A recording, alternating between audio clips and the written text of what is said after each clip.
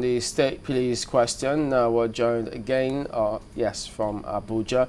Well, this time by Joseph Dauda, who is the outgoing president of the Nigerian Bar Association. Thank you for joining us today.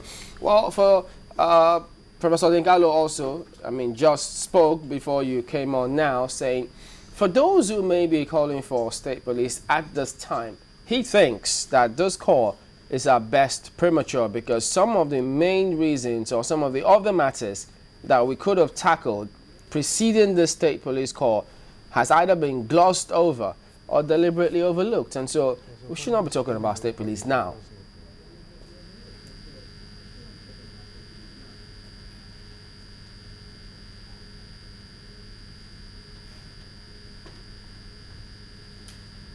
Hello, Mr. Dauda, can you hear us?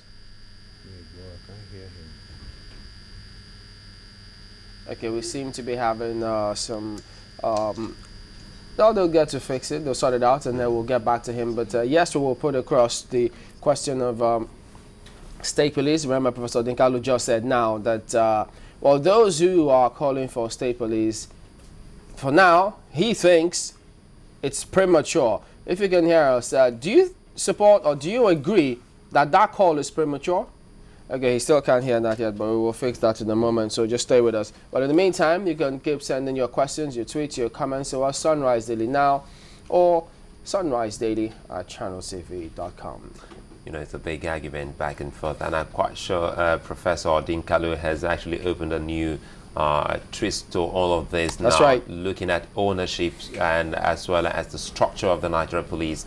You remember then we've also talked about this here on the program, looking at the Nigerian police. And the new IG says here he's on course, trying to see how they can change all of this. And now you can imagine the head of the Human Rights Commission is saying that, well, in terms of remuneration, in terms of welfare, in terms of training, is a whole ball of problems before the Nigerian police. So until we get to fix all of this, I'm quite sure people will start to blame them less and less until the government puts all of that in place. Okay, let's get Mr. Dauda to respond to that. Mr. Dauda, if you can hear now, well, Professor Dinkalu thinks that there have been about 2 police commission reports saying, investigating or looking into what can be done to improve our police force. And he says, insofar as a lot of those aspects of the recommendation have not been implemented, calling for state police is glossing over all those recommendations, which could put us in better stead than calling for state police. First of all, we must appreciate that we are under-policed and that the things that the federal police need to do are not the same things that the state police need to do. There has been a lot of argument on the issue, but primarily we must understand the basic facts that we are under-policed.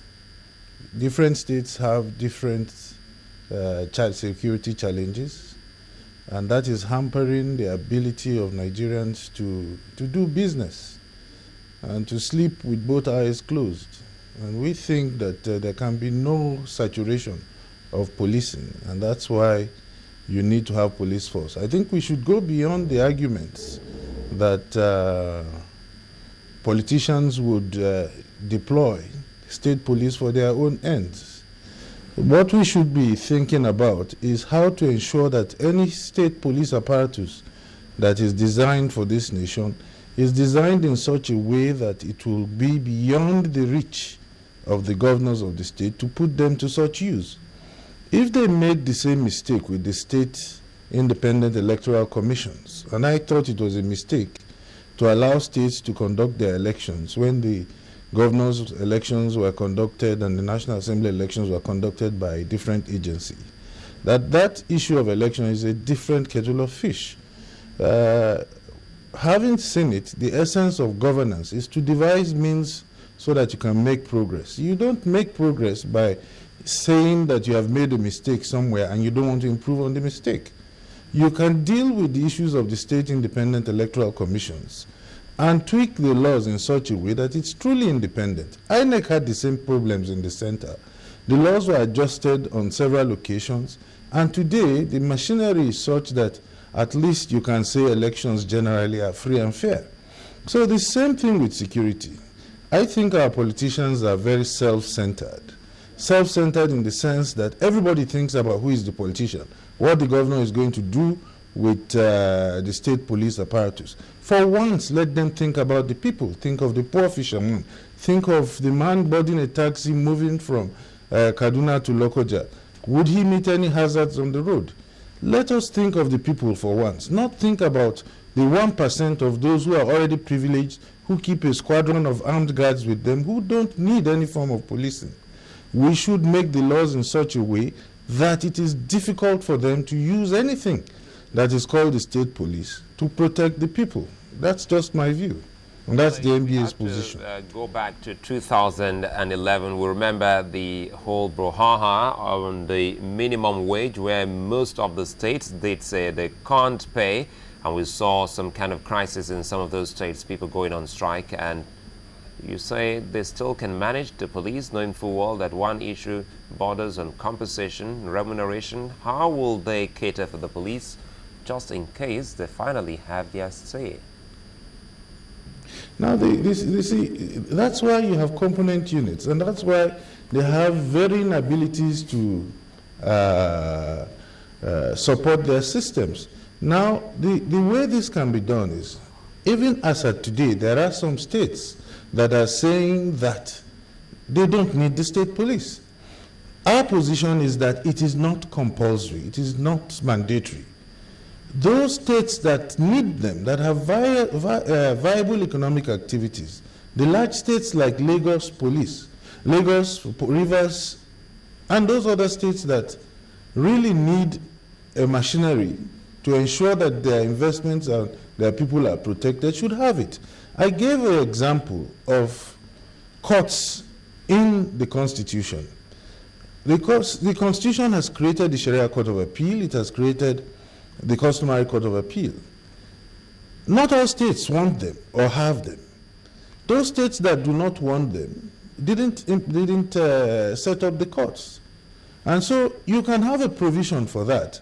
And let there be pilot programs, so that those pilot programs, those states, we can watch how they implement it, and then other states who are a bit lily-livered about it now can take it up later in due course. Mr. Dauda, one of the things you have raised is that we are under-policed. Why do you believe that state policing will make us adequately policed, as it were? Yes, the facts will speak for themselves. The point is that I think the ratio now, I think, is one policeman to about 10,000 Nigerians, which I think is very much under-policed. So it's just a natural progression that if you have each state, each community having some form of policing, it reduces that ratio. So it's really a matter of, I think, the facts speaking for themselves. Well, some people will say that if that is the case, the federal policemen as well employ more people, and then they will have more policemen to whatever ratio we're looking at. Now, you see, why then are we a federation? Let us just revert to being a unitary state.